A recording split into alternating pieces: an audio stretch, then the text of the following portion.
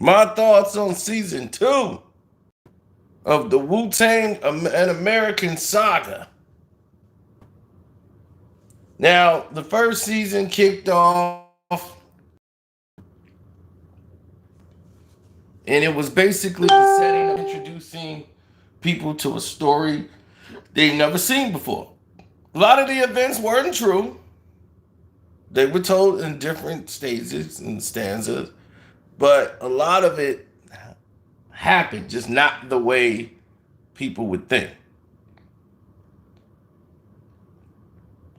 Now, they did highlight the situation the RZA got in once he was in Ohio. And they was out there near Cleveland.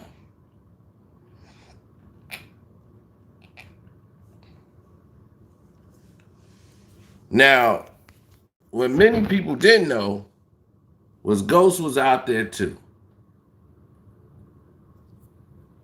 And they highlighted the fact that they was bringing work in from New York to Ohio and got into it with some some locals in the area who didn't like all these New York dudes coming down there.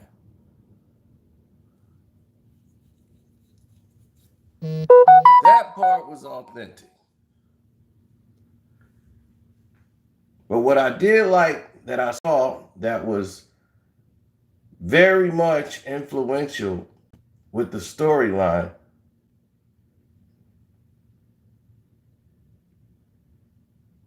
is the fact that they saw that there was improvement and there was development with the characters in the story. RZA had to fight for his life, on a court stand because it was that serious. And that would have derailed, that wouldn't have been a Wu-Tang, wouldn't have been anything at that time. But RZA had never given up on music, even though he went to Ohio.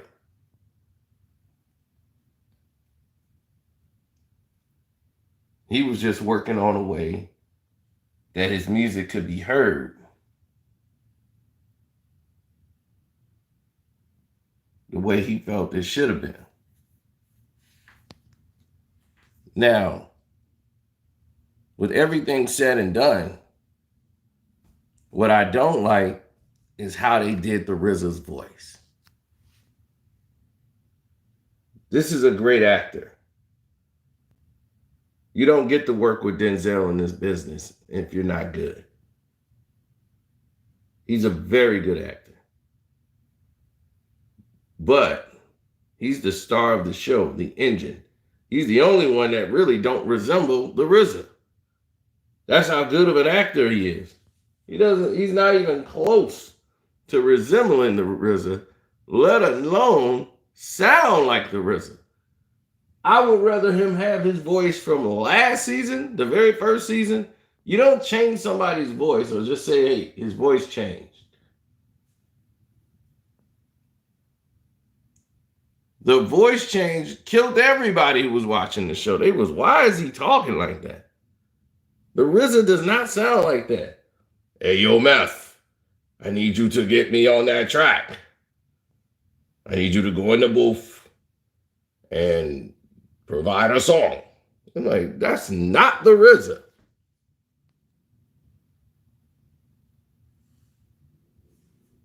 The RZA does not sound like that. He sound like Nine. What you want, man? Might be for my rhymes. And my name and lights and I.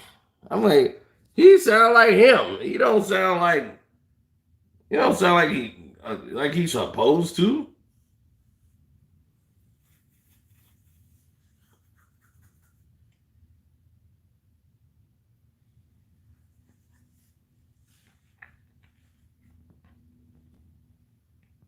If they got an actor that didn't sound like Dirty or didn't act like Dirty, that wouldn't have made it. It wouldn't have worked. But I don't know what they're doing here with his voice or why they're doing it. Was that a Hulu decision? I don't know.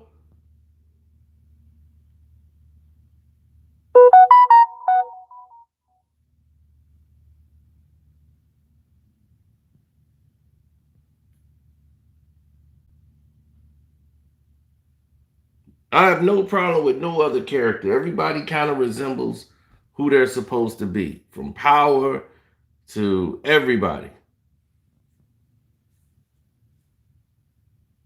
But when the RZA comes out and tells you, or he speaks, he don't speak like that.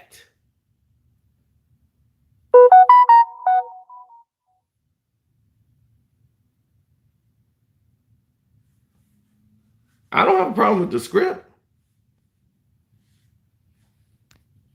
because this season broke down a lot of different perils. You start to see the actual coming together, the actual rebirth of the RZA. He re-energized after winning that case. That's it. He's ready to go. Hit up Sino's Cash App. That's what's up.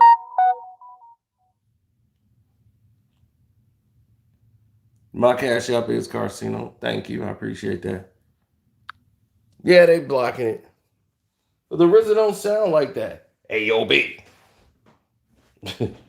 Yo, I want you to tell Dennis to get in the booth.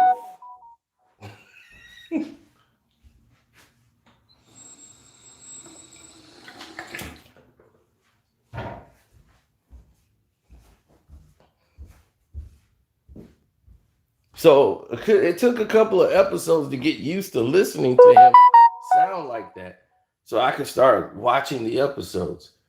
But the scenes with his mom, his family in Ohio, those are very good episodes. A lot of people who are fans, young, man, it's going too slow. It's going too slow. It wasn't going slow. It was going right at the pace it's supposed to go to. It's a 10 episode show. But what you're seeing is the struggle. What you're seeing is how hard it was. It wasn't like we decided to come home and make Wu-Tang.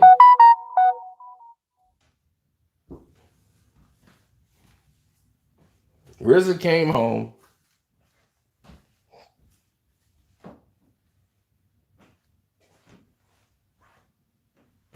And when he came home, he hit the ground rolling. He had a new focus. He left his woman, he left his family, he left everything that he had from Ohio in Ohio.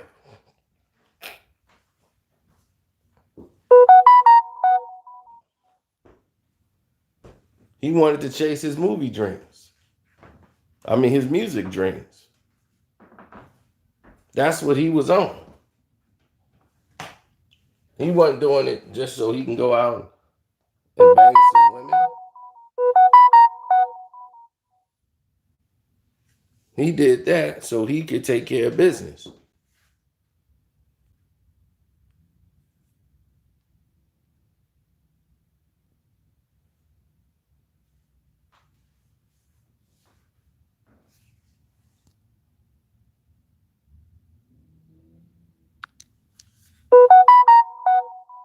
And you've never seen this collection of this many raw MCs.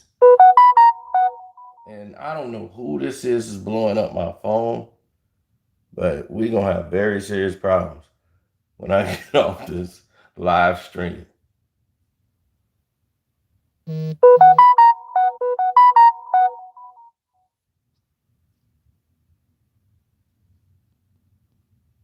Because they about seconds from pissing me off.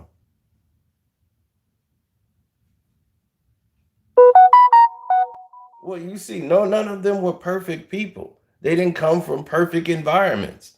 They all came from the same struggle. Everybody had a dream to be something or try to attempt to be something more. And when you got all these people, not just yourself, to worry about. See, this was different this time around. The RZA wasn't about his career in music. It was about it's Divine calling me direct. Well, Vine better wait. It was collectively the unit it needed to be.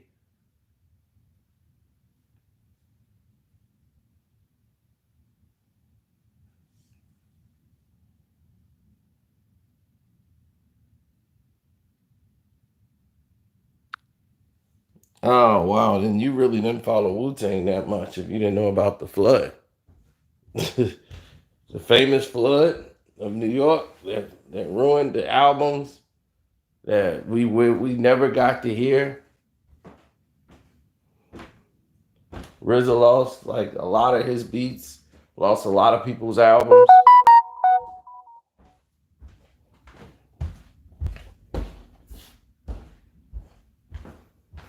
And we'll tap into that later. So after the RZA goes through his case, the RZA is presented with something different now. He's presented with something that's more epic. He's presented with something that's more,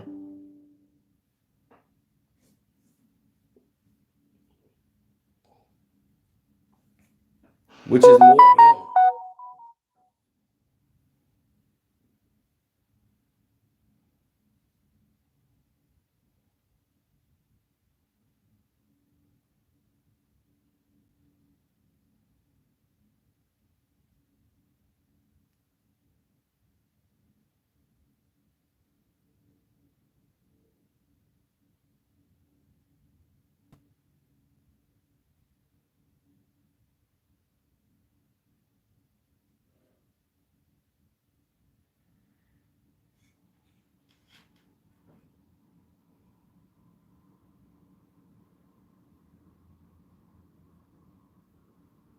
Oh, you guys are learning.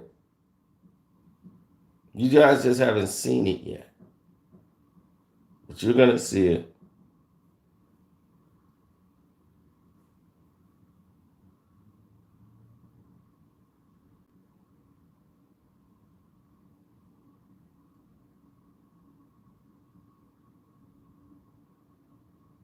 Most people felt that when you get into the elements of the record deals and you got to see how big Jack the Rapper was. When you saw how big Jack the Rapper was, you're like, man, this is really how artists was getting signed. And they was getting noticed. Jack the Rapper did a lot to open that up.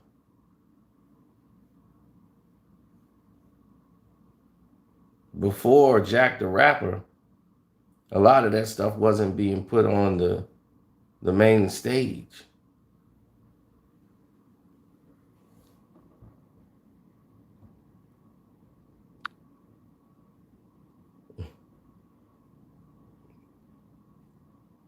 See young Sino with the big Wu-Tang medallion around his neck.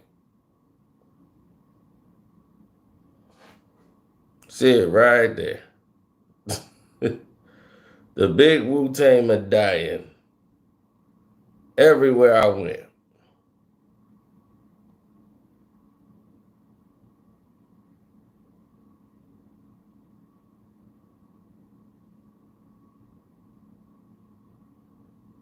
So you had to be ready to battle anybody at any given time when you had that chain around your neck. I was blessed by Wu-Tang to rock the chain. They came and saw me with that Wu-Tang medallion and blessed me to rock the Wu-Tang medallion.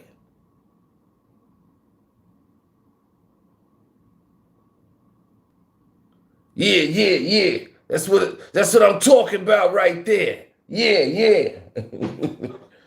Yeah, you rep it, man. You know, yeah, see, that's what I'm talking about. You show the strength of Wu. Even all out here, you know what I'm saying? We got our numbers grow every day. Yeah, yeah, Chicago and all that, right? Yeah, you keep rocking.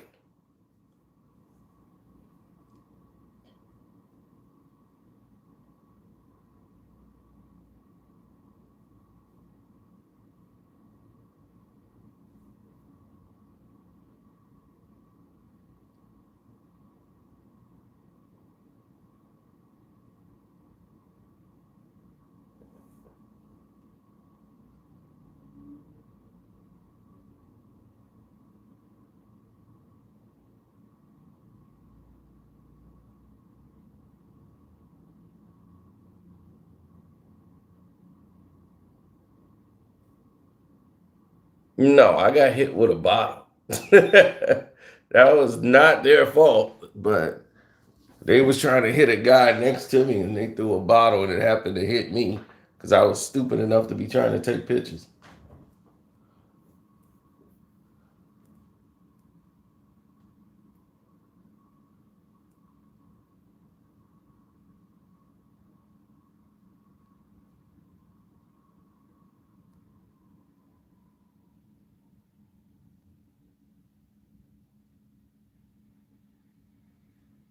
Now, going back to the actual episode, the episode that it always elevated because everything on the show kept going up on the scale because the stakes were up. Guys is eating ramen noodles. It wasn't like one guy's doing so well.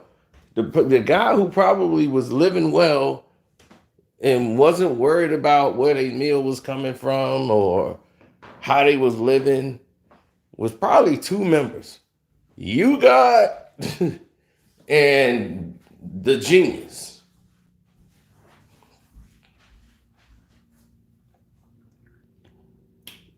They were good.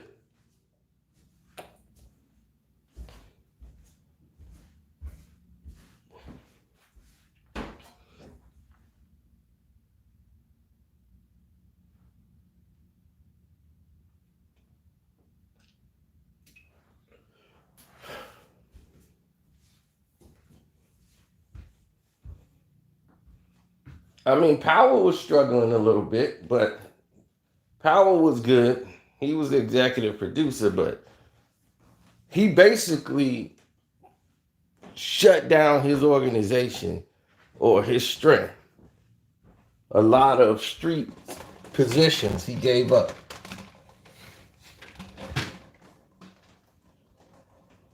To get into this and get legit.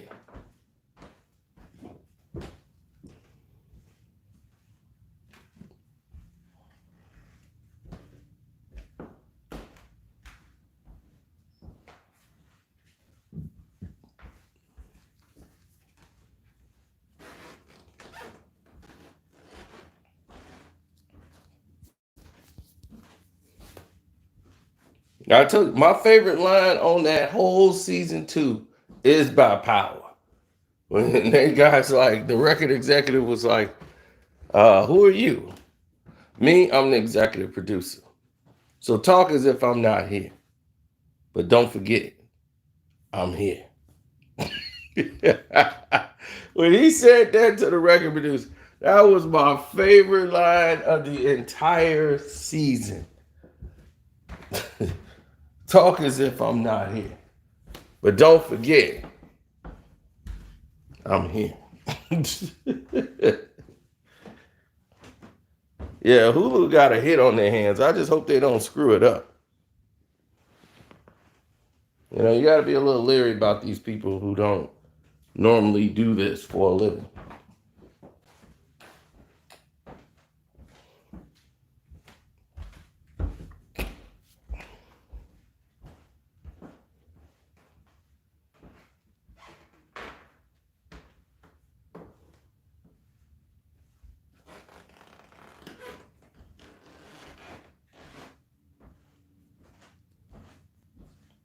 Like a lot of people didn't know about Ghostface and RZA's, you know, sister.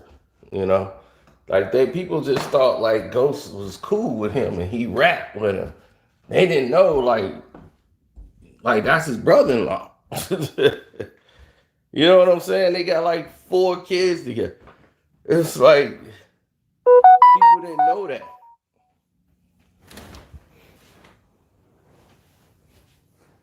Because if you initially just start watching Wu-Tang, you see how close Ray and Ghost is, you thought they was best friends forever.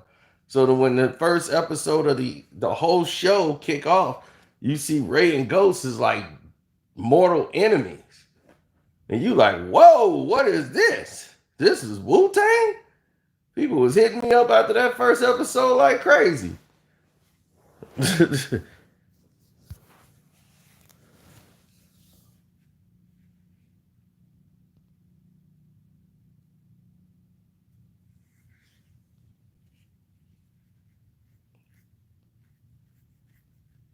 I mean, all of it's grit.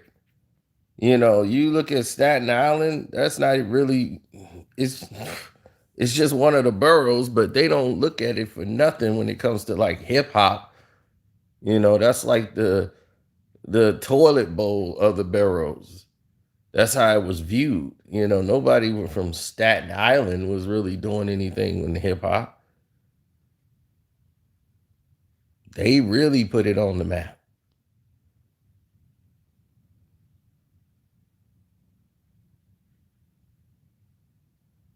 Even though the Jizzle was from Brooklyn, they really rep Staten Island.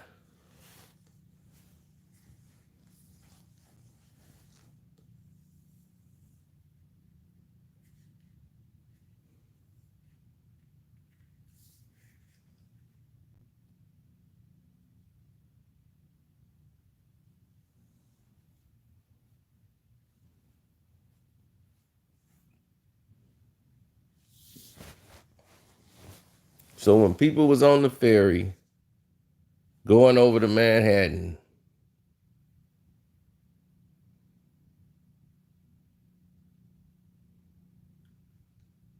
they had the scene where he had and visualized all of these things and wanted to put it all together.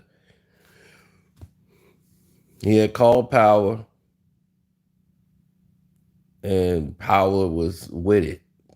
And they kind of showed why Power wanted to get out of the game. Seeing somebody you saw in the game, like you people thought he was all on the island chilling.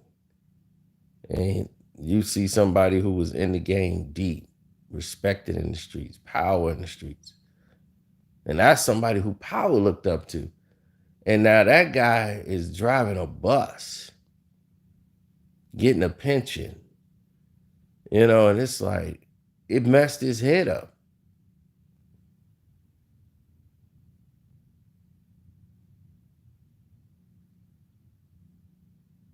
Messed his head up completely because he was looking at the game wrong.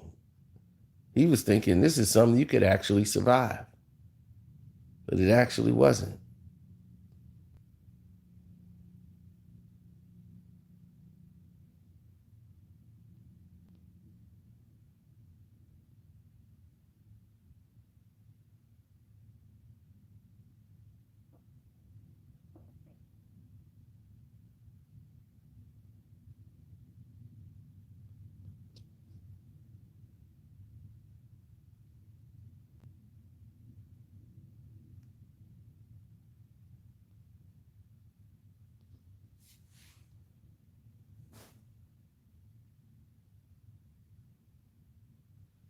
Yeah, the cousin who was out there like road managing at the time and who was pushing the albums, he was using gimmicks like what they was using to get the record stores to buy the records from them independently. People didn't know what it was like on the grind with the mom and pop stores to get them to sell, you know, the records and all these things because they not gonna cop nothing if it's not gonna move. You know, and New York radio was huge out there. And if you made New York radio and like the real hip hop shows, that's gonna get to record labels. You know, like when they got on Stretch and Bobbito's show, that had to get, you know, on the radio so people could hear it. When it got to the West Coast, the Bay messed with Wu Tang, not LA. It was the Bay. The Bay made everything. K Mel made everything hot. So you wanted to pay attention to them. You know, DJ Pam, rest in peace. They were doing their thing back in the day, especially in the 90s. And people forget their importance to hip hop because people think you just go to LA and it just pop. No, if it don't pop in the Bay, you know, it ain't gonna pop. You got to go to the Bay to get to LA.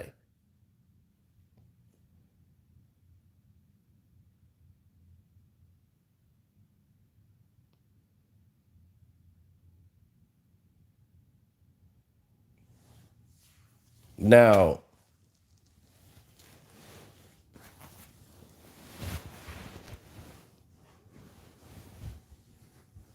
I had a cousin live out there. I got a cousin living out there now. So, people go back and forth with their situations. It just is what it is. Now, the thing is that people are people are okay with trends as long as it don't conflict. That trend don't conflict with what you're trying to get accomplished.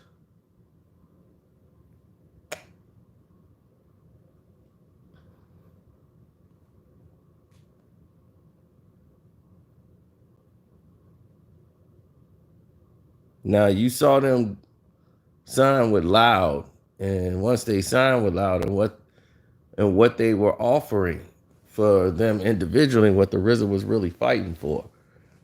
Ultimately today I heard Ray say something like he think the individual contract deals eventually ruined them. They're gonna get into the destruction of Wu-Tang, but you're kind of seeing the seeds of it at the end of it. But going into the process, the RZA's thought process was different from what everybody else was seeing that was happening. He wanted freedom, control. After going through what he went through the first time around, doing it the way the record labels wanted him to do it, instead of trusting the way he wanted it to do or sound, it came off as corny and cartoonish and foolish, and nobody wanted to buy it. So the record wasn't moving. They used another producer instead of the RZA, who they felt was more polished to do it. And the album, they ended up not doing an album because they felt it's not doing what we thought it was going to do.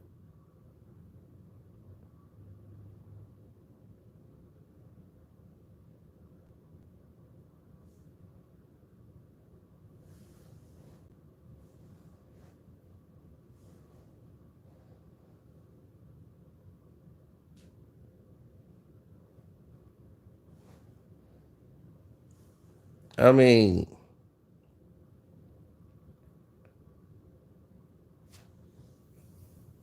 it wasn't even about the album. You got to make the album, spend all the money making it and pressing it yourself.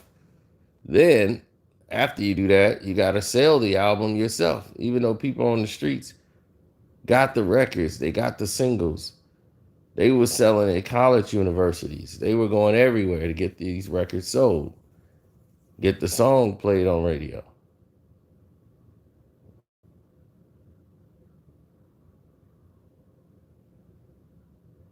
You saw them going through it.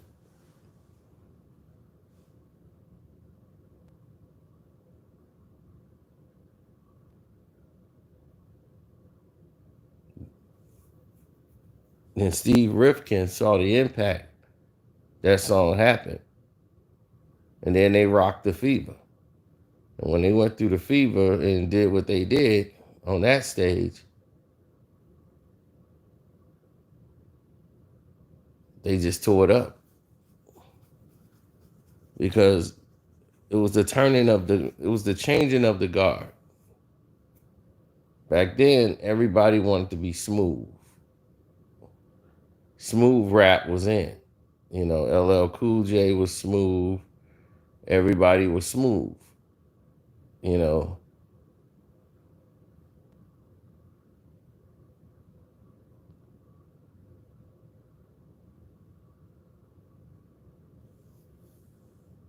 they wanted to go back to the rugged.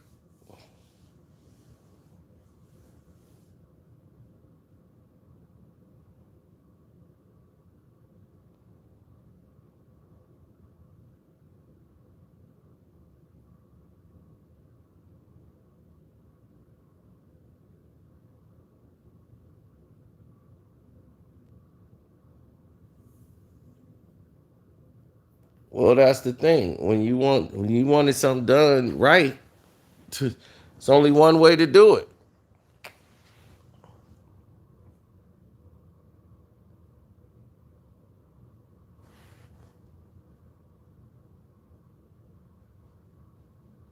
Yeah, we spoke on the RZA's voice. Like everybody has known. Anybody who watched that series know that is not how the RZA talk. So to try to make him change his voice, I would have rather you just do a regular voice from the first season. Don't make it worse to where people notice how bad it is. Hey, yo, mouth. I'm gonna need you to go in the booth. I'm like, is he a Rastafarian now? What's going on?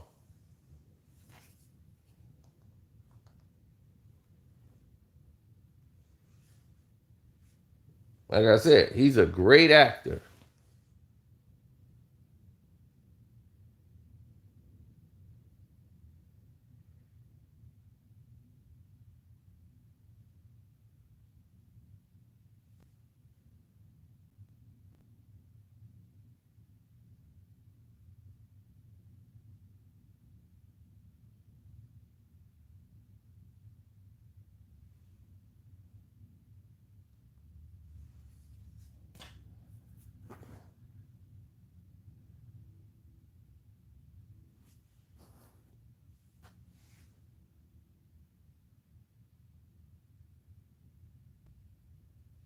He said RZA talk with a list. Yeah, you know what I mean? You know, it's the RZA, the zigzag, zigalaw. You know, when Wu-Tang, when we come around, we do our thing. You know, yo, meth, yo, get in the booth, yo, dirty. You know, I mean, that's how the RZA sound. The RZA sound like that. He don't sound like a Rastafarian. It's to me, it was ridiculous. I'm just like, how did they mess this up?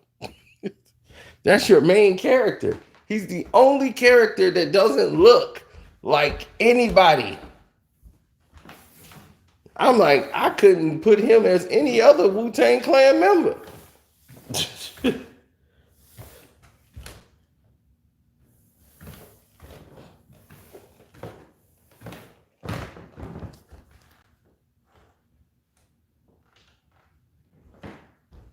But we have yet to even get to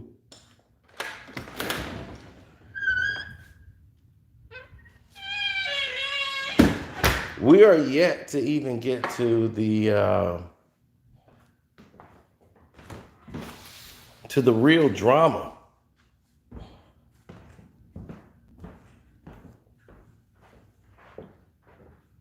Because we're seeing the good times and the best times ever is when you first striving to get somewhere and you achieve it. And that's the best of times. Now you've signed the deals and everybody got their individual record deals. People all want them. The record companies are coming to you now. And you used to go for them. And you've seen the struggle. But what the RZA was fighting for was their own freedom of independence. Meaning that back in those days, if you had a group and you signed to the group, normally they had your individual record deals too. For instance, Prodigy couldn't go sign when Mobb Deep signed with Loud. Mobb Deep could not go out and sign. Prodigy couldn't go sign another deal with nobody else. He was property of Loud Records. So if he had an album come out as a solo artist, it would be on Loud Records. Same thing with Havoc. If Havoc wanted to go somewhere else, he couldn't do that. Wu-Tang was the only one to have that freedom.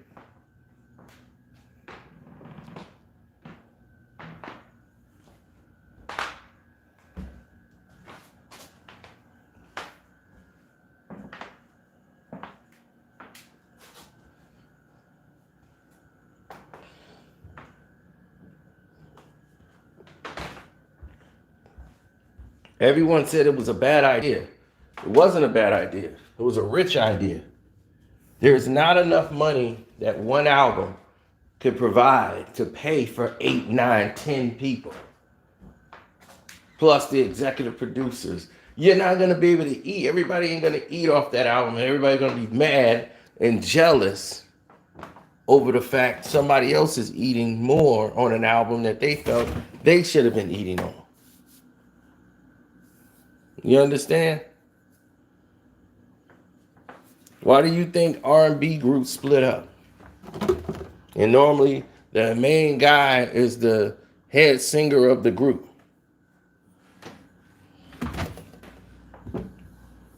The main singer of the group, he's the one that goes solo because it's not enough money.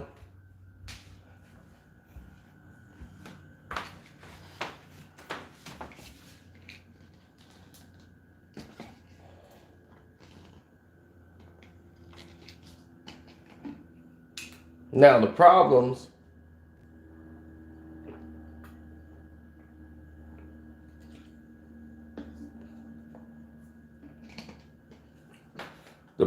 insist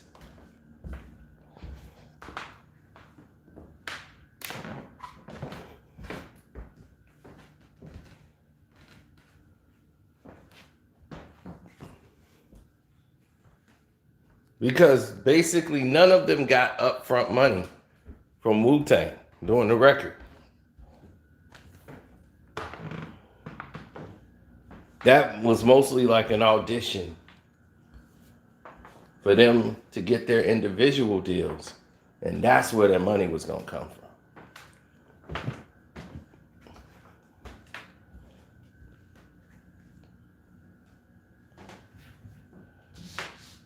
So Wu-Tang Productions was their own label. That was RZA's company.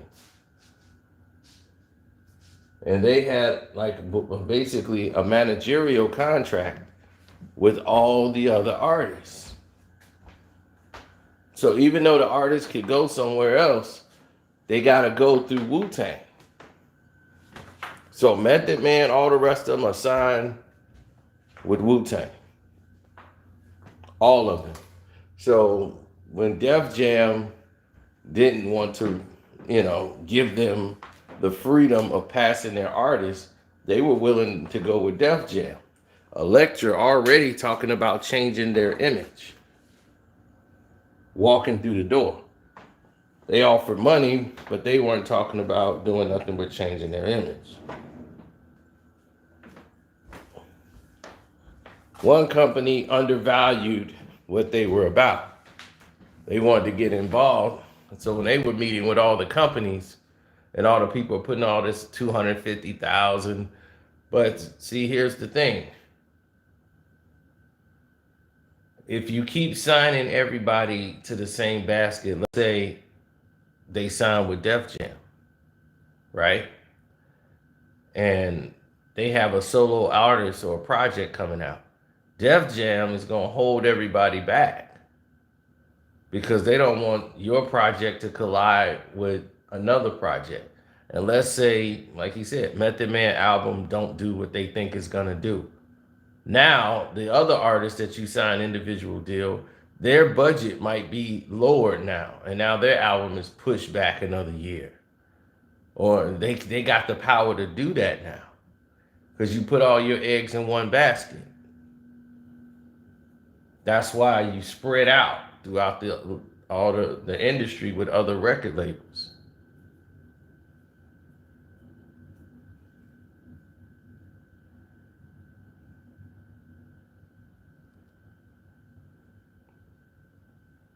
So when the album came out, the most two sought after people was Method Man and the Old Dirty Bastard. The Old Dirty Bastard was mostly the face of Wu-Tang. He was the most outgoing, the one that did all the talking. Dirty was the one that was like leading the charge all the time. So people saw that they was this guy's, and he's just weird. He can sell. So Elektra offered a better deal.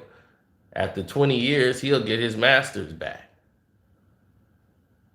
from his album.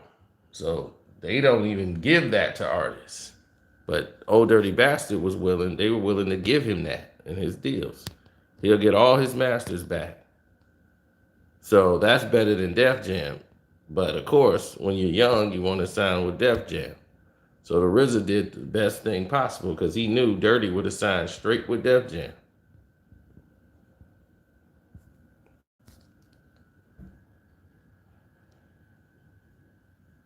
Def Jam wasn't offering that. He wasn't getting any masters back after any type of years.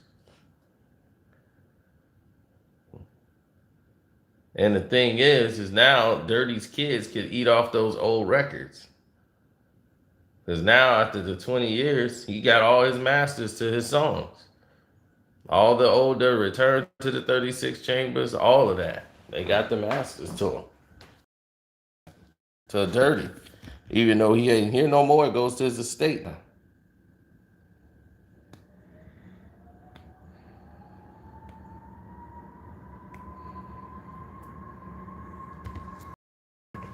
So RZA put all of them in position to be rich.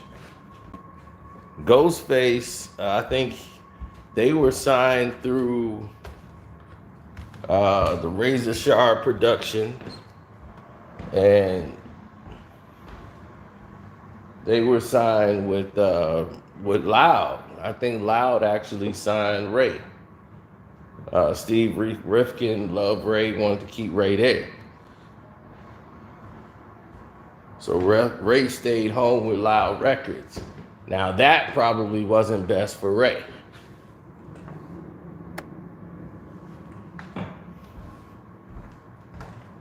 But we're going to get into all of that in season 3. Season 3 is where that escalates. And you start to see a lot more the jealousy, the envy, the deceit. People jealous of Meth and how Ray changed. You know, some people handle success differently. The success of the Wu-Tang album, it kind of brings out more of what people already had in them. And Ray already had this stuff brewing in his system. Ray wanted it so bad to be a star, and he felt nobody could match his pen. And they were the illest dudes in the game. Like him and Ghost became so tight after being basically from both sides.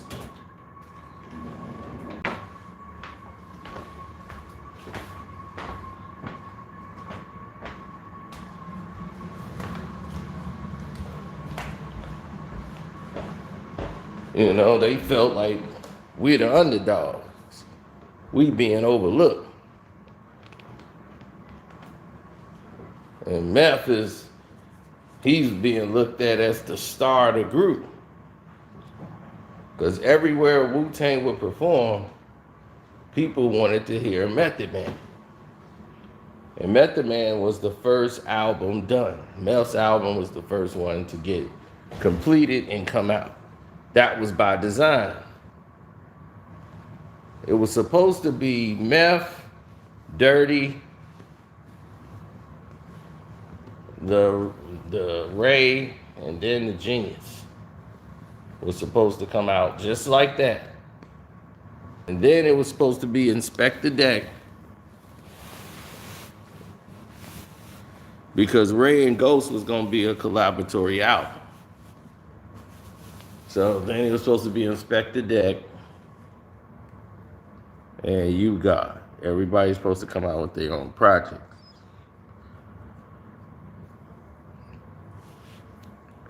You God didn't get any contract offers.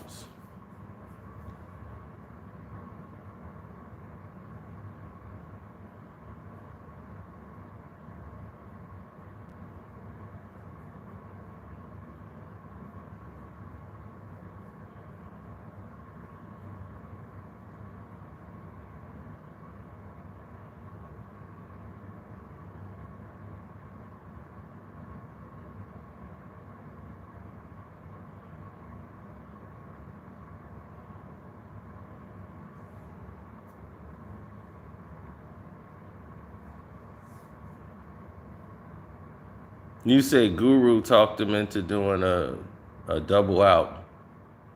Did I say Steve Stout?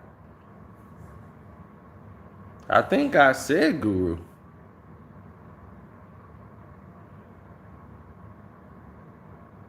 But I know it was Stout too, who was actually saying those words, I believe.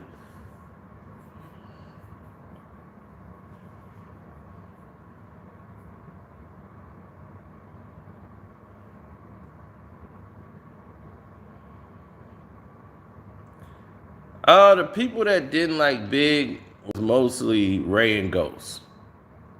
That's it.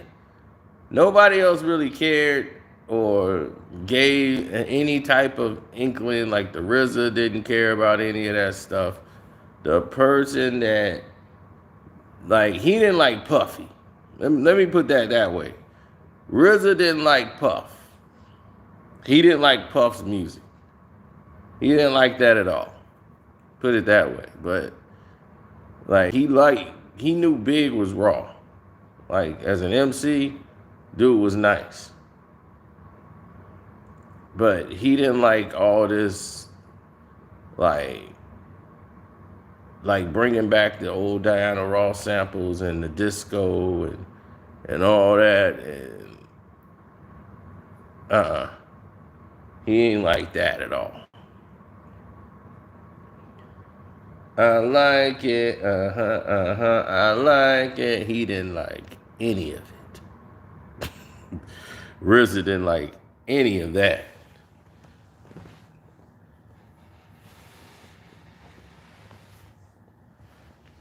And everybody was trying to steal the RZA sound.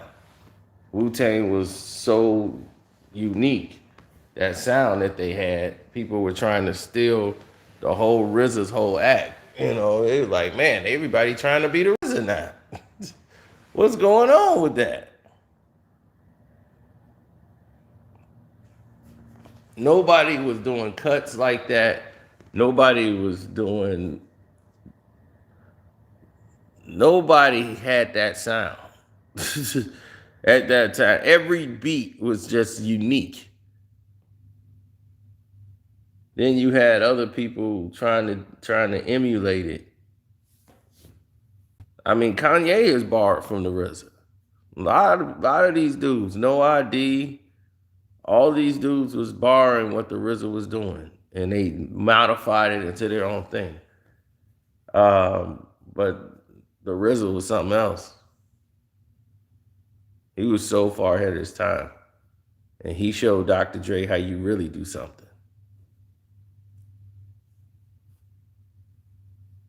Go listen to Little Ghetto Boys by Dr. Dre on what was that? On the Chronic album. And then listen to RZA's version of Little Ghetto Boys on the double CDs. And you tell me who did what. See, listen to RZA version and listen to Dr. Dre version, and you tell me who did it better.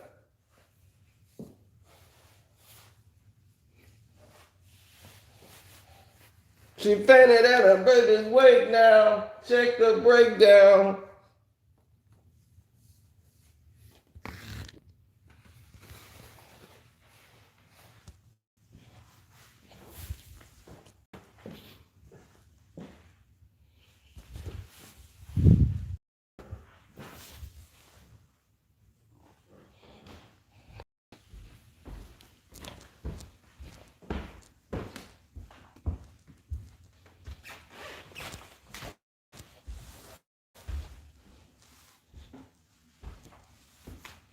Well, there's a lot of different takes on the Wu-Tang Clan period because it's so massive.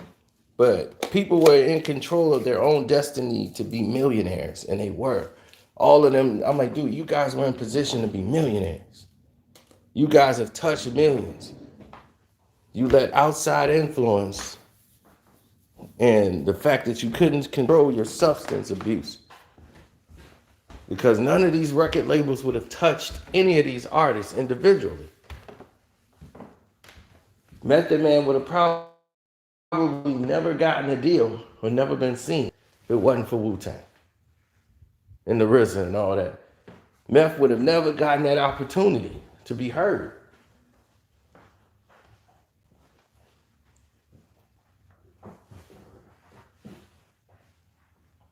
Would Ray and Ghost got deals? No, they wouldn't have been understood.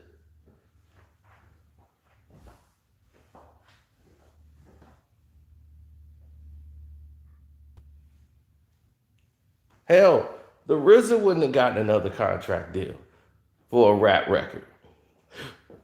Maybe on the producer side, but not as an artist. He wouldn't have gotten another deal. He wasn't understood. Nobody wanted you guys.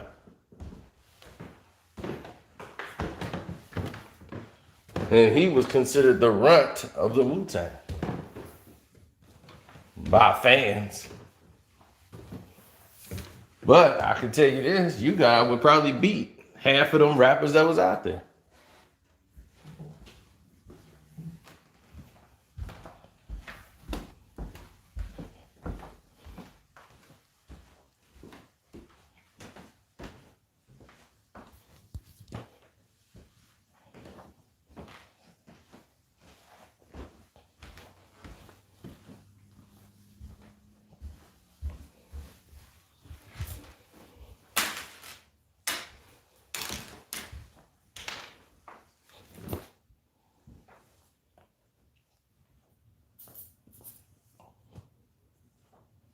I mean, if Ghostface's name was D Lover, who buying that album?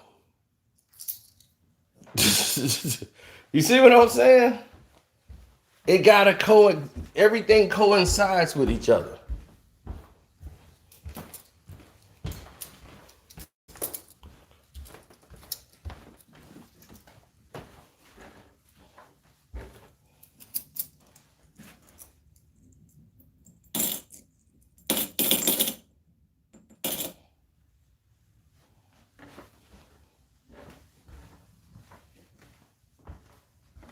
I mean, U-God didn't.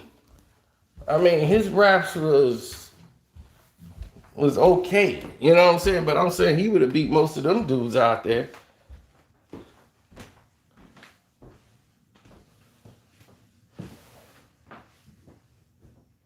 How strong everybody else was with a pen game, you know, he was like really looked at as like, who are you? What do you do again?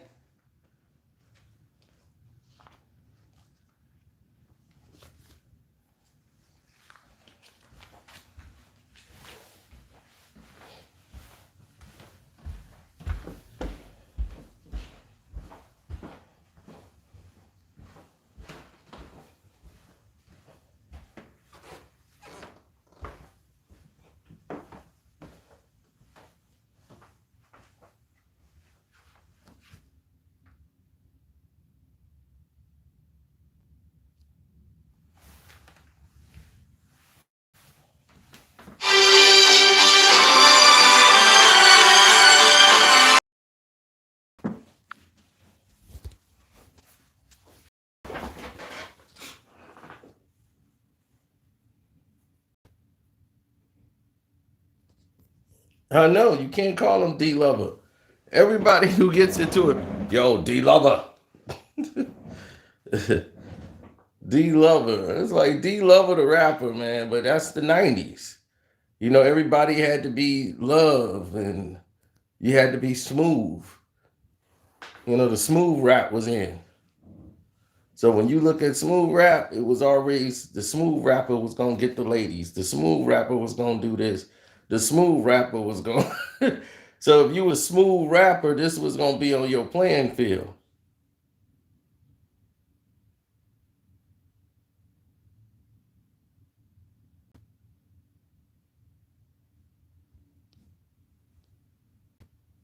And look at that. It's fitting. Today is you God's birthday.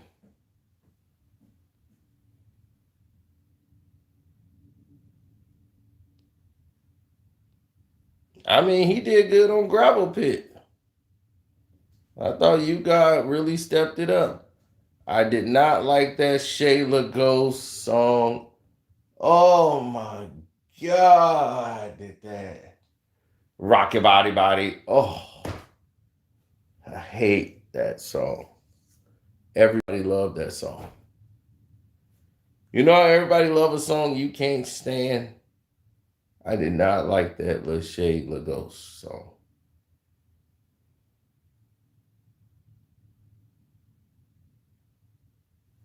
See, look at that. Everybody just remember that beat. I was like, I hate that song. I don't care about the beat. When I hear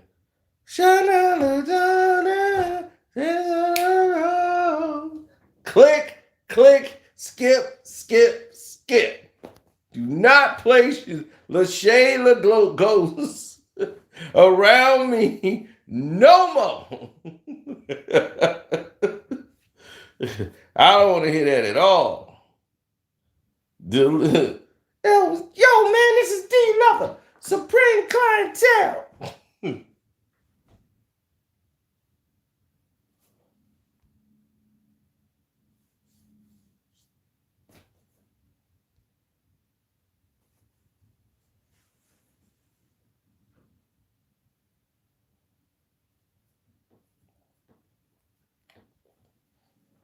Yeah, Nutmeg was fire. I mean, that was clashing with Iron Man.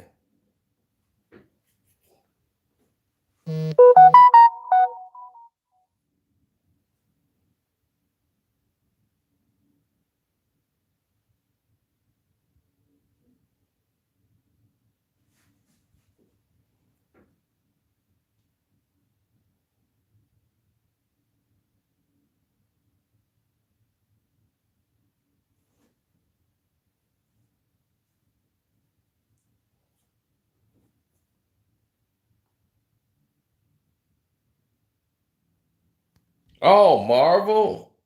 See, the thing about Marvel is Marvel was like one of the last songs added to the album.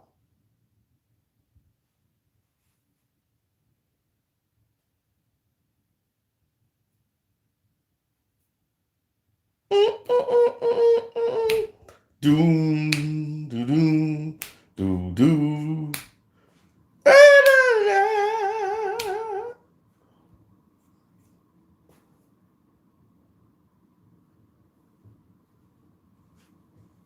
The thing about Marvel was Dirty was supposed to get on that record. And Dirty never got on there, so they had all that extra space. So they just let the instrumental ride. Ray didn't get on that song,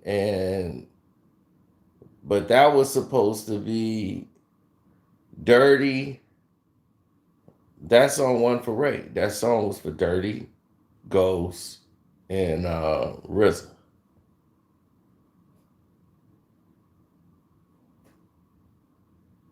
Because those two really wrote the song. Ghost and RZA wrote it. But Dirty was supposed to get on it. But we all know Dirty was going through things at the time. So Dirty didn't get on the record. But the Iron Man record is what started a lot of problems with Wu-Tang.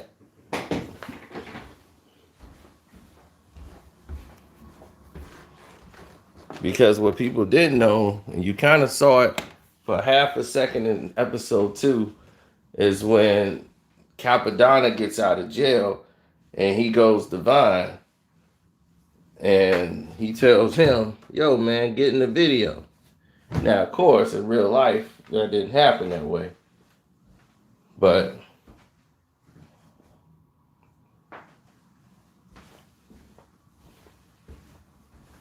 Capadonna was somebody that they knew.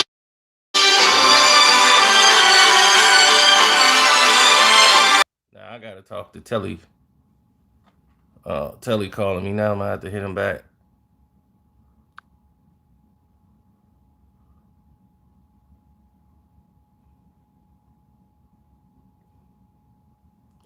Wu-Tang Forever was never trash, son. I don't know where you get that from.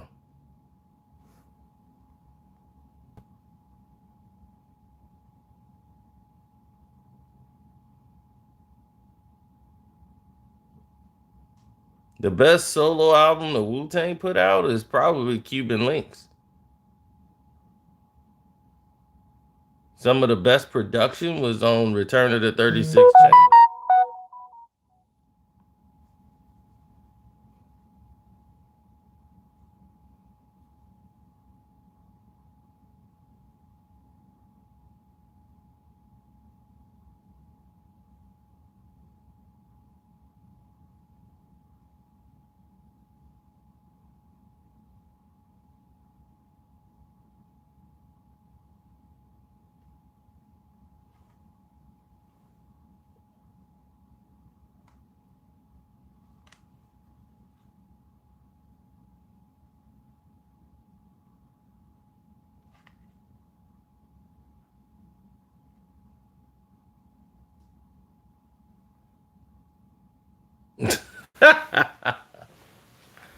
No, once that, because the order was supposed to go meth, then dirty, then was supposed to be Ray, the Ray and Ghost, then it was supposed to be the Genius, then it's supposed to be Inspector Deck, then it's supposed to be You God.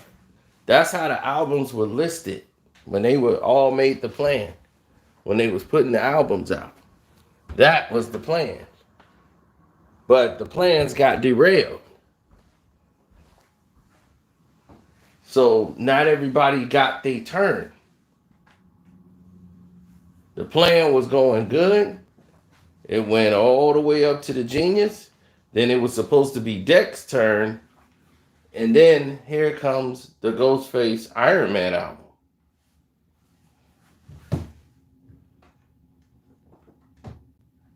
And Deck album isn't coming out.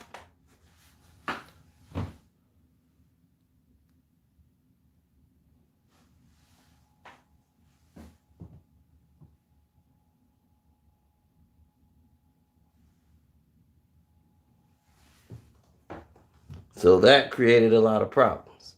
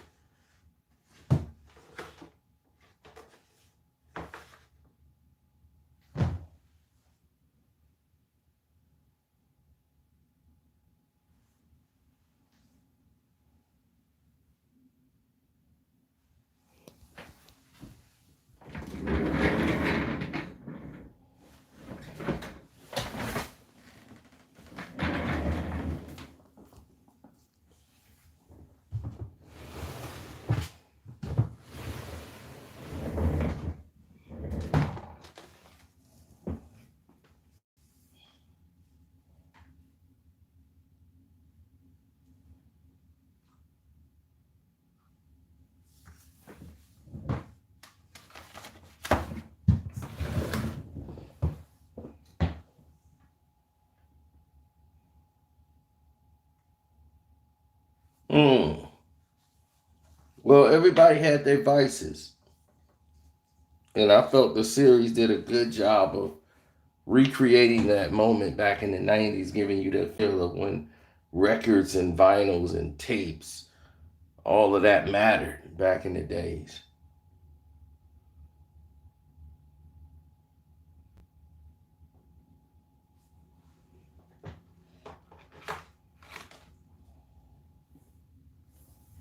And they showed you the first record deal, somebody tried to sneak a contract over to RZA. But the thing is, the process and the reason why Deck album didn't come out is because nobody was trying to sign Deck.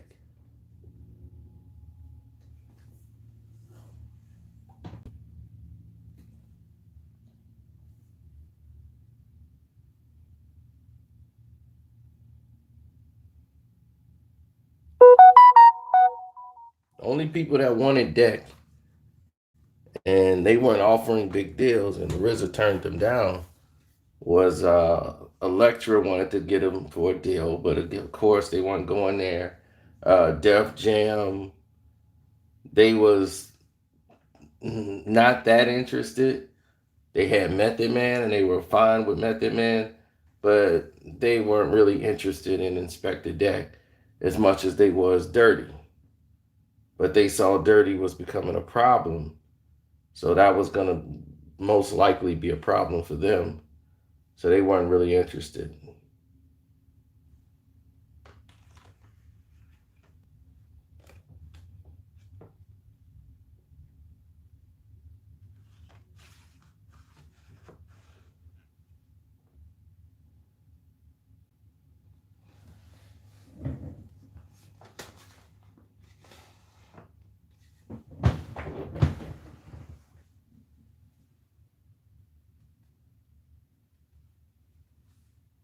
Yeah, I'm surrounded by memories, buddy.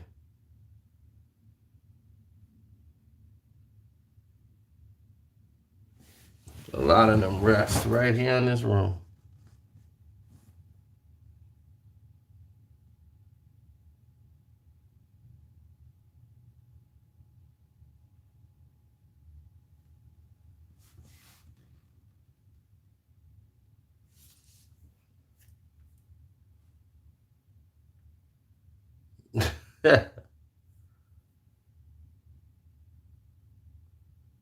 Man, I had to get into almost a showdown with an entire gang over my doggone portable CD player and I just had the single for Glacier's Ice.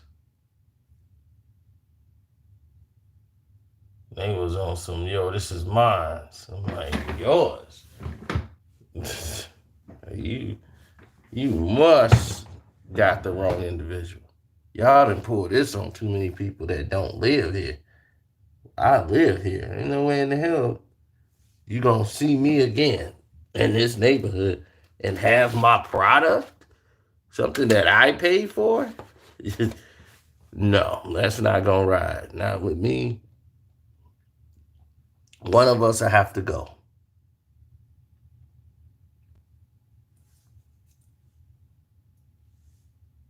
They knew that would be a problem. You're gonna end up dealing with me.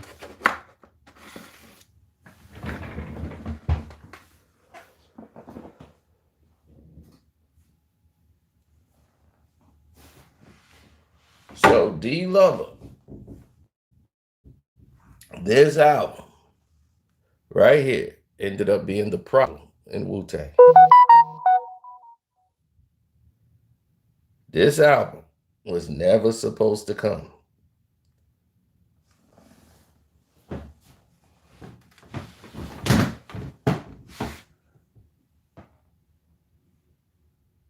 This album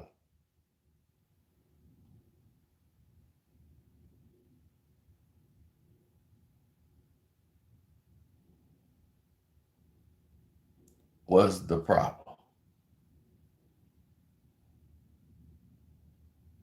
The reason why this album was a problem, because other people got really jealous that Wu-Tang had definitely changed.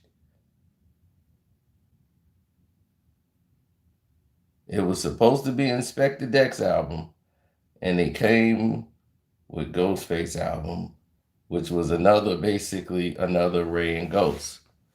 Now the albums are incredible. The joint's still in the plastic. What is you talking about? This thing is broken. Oh, then broke some more. Yeah.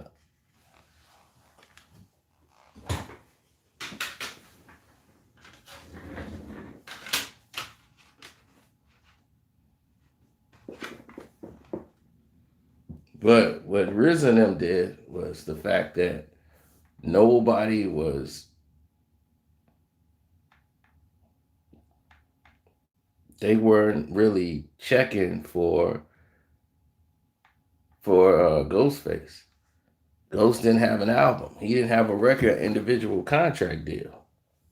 So they were still signed to Wu-Tang Productions. So they put the record out.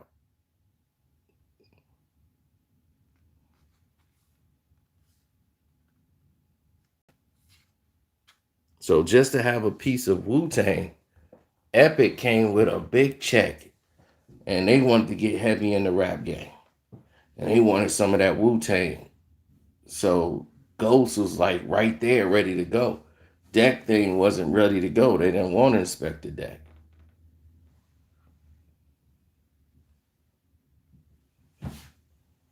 And Ghost's family.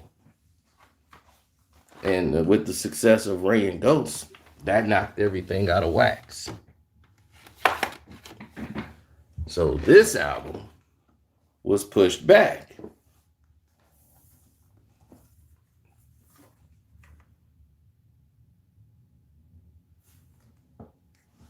They inspected that. A very slept on album. Didn't sell worth anything. An Uncontrolled Substance by Deck was a great album.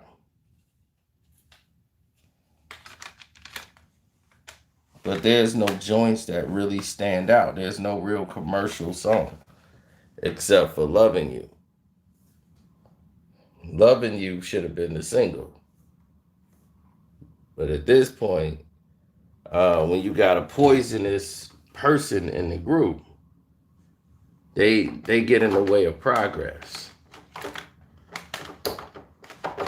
So the individual contracts isn't what make them bad. It's just the fact that you controlled your own destiny.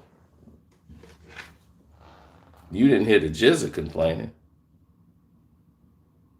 The first ever cover of anybody cutting off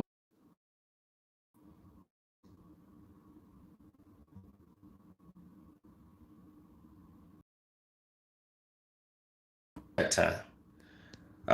My battery's dead, so we burnt the battery out. Oh yeah, we burnt the whole battery out.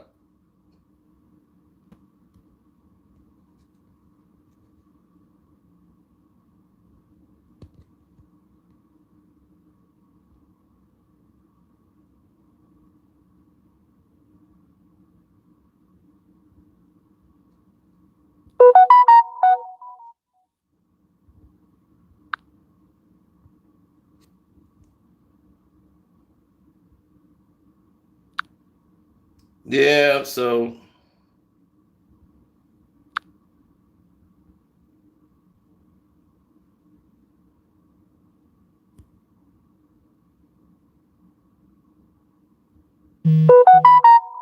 I said that was the first album.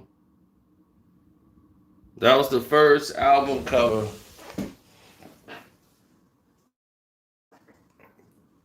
That was the first album cover that that saw black guys cutting off their heads and slaughtering white folks on the album cover.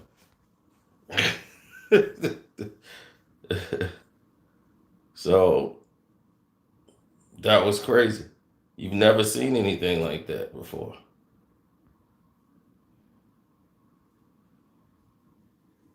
And then that followed up. After that, 2 years later, here comes Capadonna album. So now you got Ghost, Donna. You guys still don't have an album out. So he was the poisonous person in the group. He was the one chattering behind everybody's ear. Yeah, he got his favorites and they got an album and this and that. But then when they said, all right, it's time to make the Wu album. All right, let's go. You know, it's our time. We're supposed to be featured. But RZA's telling them, hey, you know, just be patient, man. You know, you was locked up for a large part of the album when we did the first Wu-Tang album, so they don't really know you. You know what I'm saying? So we gotta feature you on a lot of tracks so they get to hear you, so that they can go ahead and make you an offer. Cause you know you don't want to sign to a deal and then you become bigger than life, and now you can't get the big money. You still in a position. You in a new artist status, which was true. What you God didn't understand was the business of hip hop. You're in a successful position where you're a member of a group. So yes, everybody's got their time to shine and they doing this, but you're still in a new artist standpoint. So you get a new artist budget, even though you're known through Wu-Tang. So that logo is gonna go with you no matter what deal you have. That logo is bigger than you. You're gonna have Wu-Tang members on your album. So while Wu-Tang is hot, people is gonna buy it just to hear the Wu-Tang members on the track.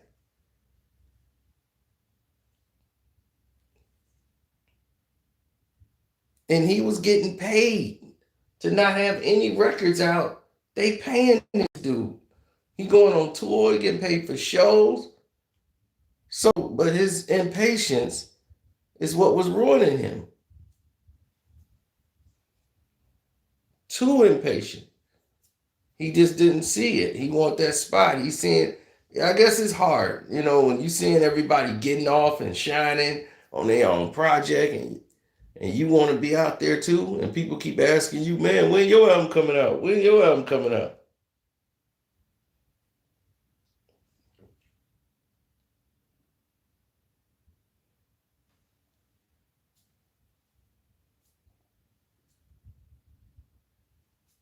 Yeah, he was starting to turn Deck into, when somebody's got a disdain, they gravitate to somebody that's more like them. See, Deck, me and you left out. So always the favorites. See, RZA got his favorites. We ain't the favorites.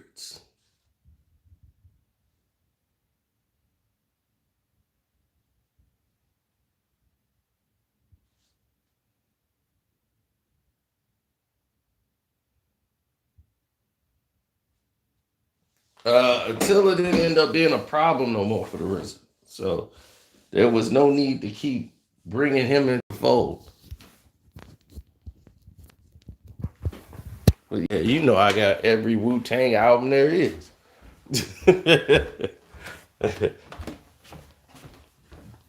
I'm just going through here, blowing my mind, going through this wall of.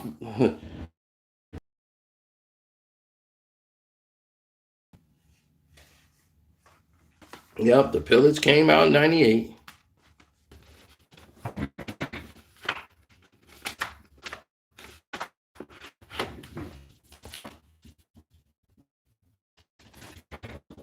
Then came my slang's editorial, my music political, briefcase flow, live and stereo flow, filming, done a real. I mean, come on. baby, come on.